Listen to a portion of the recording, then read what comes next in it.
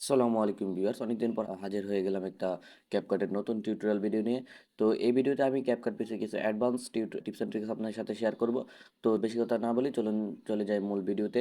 তো প্রথমে আমি আপনাদের সাথে যে বিষয়টা শেয়ার করব সেটা হচ্ছে, আপনারা যখন অনেকগুলো ছবি বা ভিডিও আমাদের প্রজেক্টে ইম্পোর্ট করি, তখন আমরা একটা একটা করে ইম্পোর্ট করি। অনেক সময় ভিডিও এডিটিংয়ের সময় আমাদেরকে 50, 60, 70টা এই ইমেজ ভিডিও এগুলো আমাদেরকে নিতে হয়। তো আমরা কি করব সেটা এখন দেখাই, যে এই জন্য আমরা কি করব, প্রথমে একটা ফোল্ডার ক্রিয়েট করে নেব। ফোল্ডার ক্রিয়েট করব, যে কোনো একটা ফোল্ডার ক্রিয়েট করে ফোল্ডার ক্রিয়েটের এই ফোল্ডারের ভিতরে আমরা যত কিছু রাখতে চাই সব রেখে দিব। তারপরে আমরা এই দিস পিসিটাকে এখানে মিনিমাইজ করে, তারপর এখান থেকে আমরা যে ফোল্ডারটা ইম্পোর্ট করব ওই ফোল্ডারটাকে এভাবে ধরবো। দেখুন, আমি এই ফোল্ডারটা আনবো, এখান থেকে ফোল্ডারটা এভাবে ধরবো, তারপরে এভাবে এনে ছেড়ে দেবো। তারপর দেখবেন যে এখানে পুরো ফোল্ডারটা এখানে ইম্পোর্ট হয়ে গেছে। তার মানে আপনার ওই ফোল্ডারের ভিতরে যত কিছু ছিল সব এখানে ইম্পোর্ট হয়ে গেছে। তো এইভাবে আপনারা এখানে ফোল্ডারগুলো ইম্পোর্ট করতে পারেন। তারপর আমি আপনাদের সাথে আরেকটা বিষয় শেয়ার করবো, সেটা হচ্ছে এখানে দেখেন আমি একটা ভিডিও ইম্পোর্ট করেছি। তো আমি ভিডিওটাকে আমি একটু ক্রপ মানে স্পিল্ড করে নিচ্ছি। তো অনেক সময় আমাদের দেখা যায় যে 2-3টা লেয়ারকে আমাদের একসাথে একই জায়গায় একভাবে মুভ করতে হয়। সেজন্য আমরা কি করি, এভাবে ধরে দুইটাকে একসাথে সমান করার চেষ্টা করি। তো এই বিষয়টা এখন আর করতে হবে না, আপনারা চাইলে দুইটা একসাথে করতে পারেন। এই জন্য আমরা এভাবে মাউসের টাকে ধরে দুইটাকে সিলেক্ট করুন, সিলেক্ট করে তারপরে রাইট বাটন ক্লিক করে তারপরে এখান থেকে আপনারা গ্রুপে ক্লিক করে দিবেন বা কন্ট্রোল+G তে ক্লিক করে দিবেন।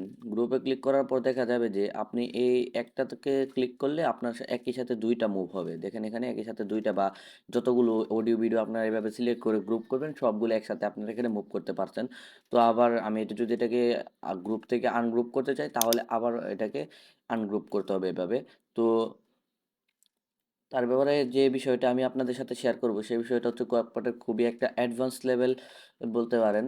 কারণ তো আমি যদি এখানে দেখাই, এখানে দেখেন আমি একটা ছবি এখানে ইম্পোর্ট করব, করে ফেলেছি। তারপর দেখেন এই ছবিটা এখানে দেখতে আমরা ওই মেন টিউটোরিয়াল যাওয়ার আগে এটা বলে নিই যে এখানে দেখেন আমার ছবিটা এখানে ফুল স্ক্রিন হচ্ছে না, তা রেশিওর জন্য। রেশিও ঠিক করলে হয়ে যাবে।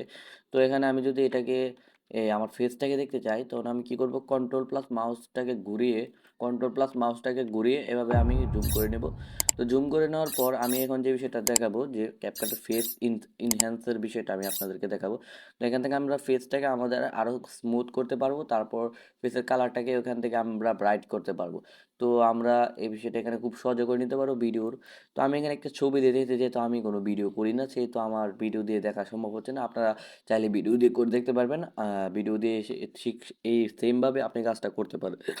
তো এখানে আপনারা যে ফটোটাকে সিলেক্ট মধ্যে বা ভিডিওটার মধ্যে আপনারা ফেস স্মুথ করতে চান, তো এটার মধ্যে যে চলে যাবেন, চলে যেয়ে তারপর এখান থেকে ইনহ্যান্সে যাবেন। ইনহ্যান্সে যাওয়ার পর এখানে দেখবেন সিঙ্গেল মোড আছে, তারপর আরেকটা এখানে আছে মাল্টিপল মোড। মাল্টিপল মোডের মধ্যে আপনার পিকচারের মধ্যে যতগুলো ফেস থাকবে সবারটা এখানে আর মানে স্মুথ হবে। তো আপনার যদি সিঙ্গেল মোডে হয় তাহলে আপনারা এভাবে ধরে মানে যে সাবজেক্টের উপর আপনার প্লেস করতে চান ওই সাবজেক্টের প্লেস করে নেবেন। তো সিঙ্গেল মোডে এখানে আমার একটা পিকে যেহেতু একটা ফেসে যেহেতু, তো আমি এখানে যখন এটাকে স্মুথ একটু বাড়িয়ে দেই, তাহলে দেখেন আমার যে ফেসের মধ্যে যে একটা দাগের মতো ছিল ওই দাগগুলা দেখেন এখানে স্মুথ হয়ে গেছে। এই যে দেখেন, খুব সুন্দর এখানে কিন্তু স্মুথ হয়ে গেছে।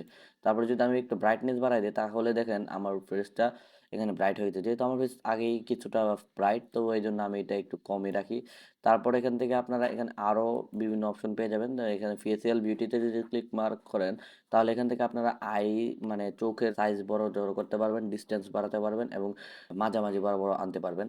তারপর এখান থেকে আপনার বডিরও এখান থেকে আপনার কাস্টমাইজ করতে পারবেন। এই যে লেগ স্লিম, হেড স্মুথ, এগুলো আমার মনে হয় এগুলো না ইউজ করে ভালো, কারণ এগুলো ইউজ করলে ভিডিওর কোয়ালিটি একটু লো হয়ে যায় অনেক সময়। তো উপরেগুলো ইউজ করতে পারবেন, কোয়ালিটি লো হওয়ার সম্ভাবনা খুবই কম। এই উপরে যে ফেসের যে স্মুথনেস এইটা আর কি। তো এই ছিল আজকের ভিডিও। আশা করি ভিডিওটা ভালো লাগলে লাইক দেবেন, চ্যানেলটা সাবস্ক্রাইব করে সাথে থাকবেন। দেখা হবে আবার নতুন কোনো টিপস অ্যান্ড ট্রিক্স নিয়ে।